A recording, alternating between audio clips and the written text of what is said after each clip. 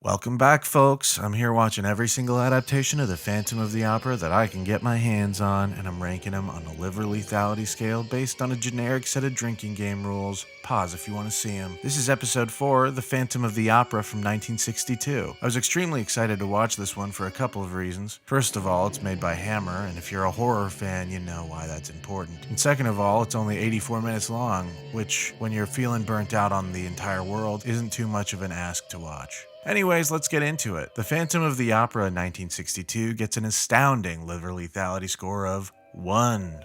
I know, insane. Let me explain. First of all, this movie does not have a person named Raoul, but I've subbed in the Raoul-ish character Harry Hunter, who is neither incompetent nor boring. The Phantom also doesn't really do much lurking, because most of his lurking is done by his literally unnamed feral assistant. Although there are foreshadowing shots of chandeliers that I did count, by the way, none of the chandeliers that are in those shots are the actual chandelier that falls. This odd combination really tanked the swig meter on this movie. As far as moments that allow you to finish your drink, there is no Red Death costume at all. Instead, we do get 2 unmaskings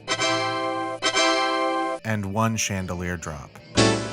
Altogether, based on the metric by which I've been ranking Phantom films, this one came in about as low as I can imagine any of them will. That being said, very fun movie to watch, even without the drinks. You may have noticed that Alfred from Batman plays the villain. Other excellent featured cast members include the world's youngest bellboy, the most stereotypical Victorian British cabbie, Hello! Take us to the Opera House. All right. a gang of dumpster diving old ladies, a rat catcher who sells their meat for pies, Fat, like young puppies they are. another cabbie with the world's most unintelligible accent, Well, shall be a pleasant enough evening. and of course the unnamed feral assistant to the Phantom, although assistant might be kinda generous as a title. I really like the fact that the Phantom isn't romantically attracted to Christine at all in this movie. Really, he just heard her voice and thinks she's the only person who can pull off making his music sound like he always wanted. Unfortunately, his music was all stolen by Lord Ambrose several years before, who's been passing other people's music off as his own. He's also a huge creep. You're a delicious little thing.